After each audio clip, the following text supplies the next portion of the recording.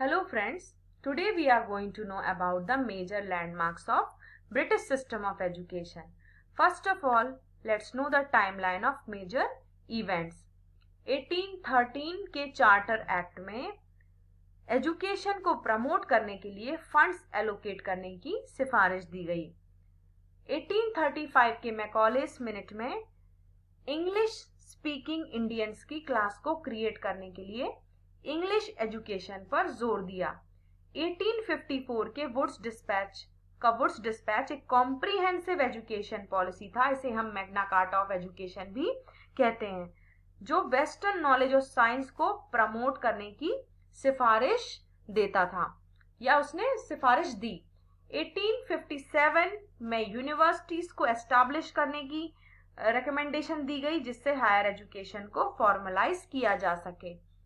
1882 के Hunter commission में primary education और फीमेल एजुकेशन को एक्सपेंड करने की सिफारिश की गई। 1904 के इंडियन यूनिवर्सिटीज एक्ट में यूनिवर्सिटीज की फंक्शनिंग और हायर एजुकेशन को स्टैंडर्डाइज करने की सिफारिश दी गई। 1929 के हार्टॉग कमेटी रिपोर्ट में प्राइमरी और सेकेंडरी एजुकेशन की प्रॉब्लम्स को हाईलाइट किया और उन्हें सॉल्व करने के मेजर्स को सजेस्ट किया, जैसे क्वालिटी ऑफ एजुकेशन और स्टूडेंट रिटेंशन को इम्प्रूव करना। अब हम ब्रिटिश एजुकेशन के एम्स को जानते हैं। सबसे पहला एम था भारतीयों में एजुकेशन और मॉडर्न साइंस के नॉलेज को प्रमोट करना। दूसरा मेन एम था एक ऐसे वर्ग का निर्माण करना जो रक्त और रंग में भारतीय हो, लेकिन राय, बुद्धि, नीति और टेस्ट में इंग्लिश हो। ऐसे एजुकेशन सिस्टम का निर्माण करना जिससे पश्चिमी ज्ञान और विज्ञान को प्रमोट किया जा सके। अब हम ब्रिटिश एजुकेशन सिस्टम के स्ट्रक्चर को जानते हैं। इनिशियली सेंट्रलाइज्ड कंट्रोल था और इन्होंने शिक्षा और ज्ञान के प्रसार के लिए फंड्स को एलोकेट करने का आइडिया इंट्रोड्यूस किया। प्राइमरी एजुकेशन को प्रमोट करने की सिफारिश दी। बेहतर नियंत्रण के लिए यूनिवर्सिटीज की फंक्शनिंग को सुधारा और हायर एजुकेशन को स्टैंडर्डाइज करने की सिफारिश दी और प्रॉपर एजुकेशन के लेवल्स डिफाइन किए, जैसे प्राइमरी एजुकेशन, सेकेंडरी एजुकेशन और हायर एजुकेशन। इसमें प्राइमरी एजुकेशन का मेन फोकस साक्षरता बढ़ाने पर था और इसमें मिशनरियों ने मुख्य भूमिका निभाई। एडमिनिस्ट्रेटिव जॉब्स और हायर एजुकेशन के लिए स्टूडेंट्स को तैयार करने के लिए हाई स्कूल एस्टैब्लिश किए। हायर एजुकेशन को फॉर्मलाइज करने के लिए कलकत्ता, मद्रास और बॉम्बे यूनिवर्सिटीज को एस्टैब्लिश किया।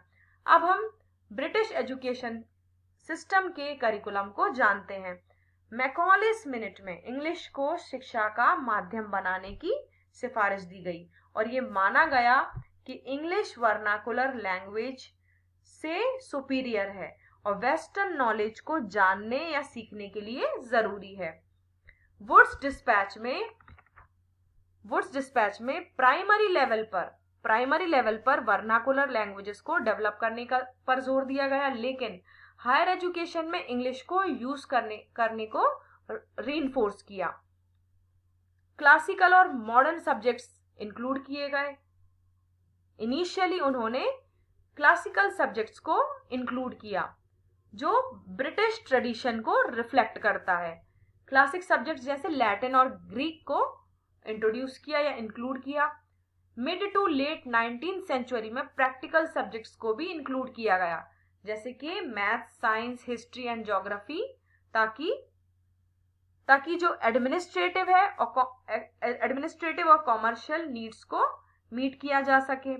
प्रोफेशनल कोर्स जैसे मेडिसिन, इंजीनियरिंग और लॉ को भी इंट्रोड्यूस किया गया। अब हम मेथड्स ऑफ टीचिंग को जानते हैं। स्टार्टिंग में रोट लर्निंग और मेमोराइजेशन पर जोर दिया गया। टीचर सेंटर्ड अप्रोच को भी यूज किया गया और टीचर्स को मेन सोर्स ऑफ नॉलेज भी माना जाता था। पाठशालाएं और मदरसे भी ब्रिटिश स्कूल के साथ साथ चल रहे थे। लेट 19th सेंचुरी में ग्रेजुअली मॉडर्न पेडागोजिकल मेथड्स जैसे Socratic method, laboratory method science education और क्रिटिकल एनालिसिस को यूज किया। स्टैंडर्डाइज टेक्स्ट बुक और एग्जामिनेशन सिस्टम के केंद्र बने, जिससे स्टूडेंट्स की परफॉर्मेंस का मेजरेबल असेसमेंट किया जा सके और असेसमेंट में यूनिफॉर्मिटी लाई जा सके। अब हम ब्रिटिश सिस्टम ऑफ एजुकेशन का इंडियन एजुकेशन सिस्टम पर प्रभाव को जानते हैं। सबसे पहला प्रभाव ये हुआ कि इनके एजुकेशन सिस्टम की वजह से शिक्षा का प्रसार हुआ। प्रशासनिक भूमिका निभाने वाला एक नया इंडियन स्पीकिंग क्लास फॉर्म हुआ, जिसने सोशल स्ट्रैटिफिकेशन को बढ़ाया। फीमेल एजुकेशन को प्रमोट करने के प्रयासों के बाद भी शैक्षिक अवसरों में लिंग भेद बने रहे। बौद्धिक और राष्ट्रीय चेतना का उदय हुआ। कई शिक्षित भारतीयों ने राष्ट्रीय आंदोलनों में मुख्य भूमिका निभाई, जैसे कि राजा राममोहन रॉय, दादा भाई नायरोजी और महात्मा गांधी। राष्ट्रीय सांस्कृतिक चेतना का भी उदय हुआ। पश्चिमी शिक्षा का प्रसार हुआ। देश में इंग्लिश एजुकेशन शुरू हो गई। मॉडर्न इंडियन एजुकेशन पर लॉन्ग टर्म इम्पैक्ट हुआ। करिकुलम और पेडागोजिकल चेंजेस भी देखने को मिले। इनकी एजुकेशन सिस्टम से सोशल और इकोनॉमिक इम्पैक्ट भी हुए। इंग्लिश एजुकेशन एक स्टेटस सिंबल बन गई और इसके द्वारा प्रशासनिक जॉब प्राप्त हुए। सो फ्रेंड्स, इस वीडियो के द्वारा हमने ब्रिटिश सिस्टम ऑफ एजुकेशन या major landmarks of British education system को जाना। इसमें हमने जो मेजर इवेंट्स हैं उनको भी जाना और ये भी जाना कि ब्रिटिश एजुकेशन सिस्टम का हमारे देश की शिक्षा व्यवस्था पर क्या प्रभाव हुआ। Thank you so much.